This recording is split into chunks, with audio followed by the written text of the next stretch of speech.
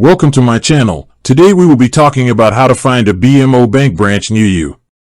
The easiest and most reliable way to find a BMO branch is by using the official BMO branch and ATM locator on their website. You can find this tool by searching for BMO branch locator on any search engine.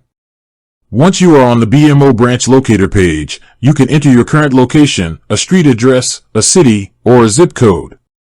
The locator will then display a map with all the nearby BMO branches and ATMs, along with their addresses, hours of operation, and contact information. You can also filter your search to find branches that offer specific services, like drive-thrus or safe deposit boxes. Another simple method is to use a Maps application on your smartphone. Just open Google Maps, Apple Maps, or your preferred navigation app and search for BMO Bank or BMO branch. The app will show you the closest locations and give you directions. Finally, you can always call BMO's customer service line. A representative can help you find the nearest branch and provide you with all the details you need. With that being said, thank you for watching. For more finance videos, kindly check my page. Please like, share, comment, and subscribe to my channel. Thank you.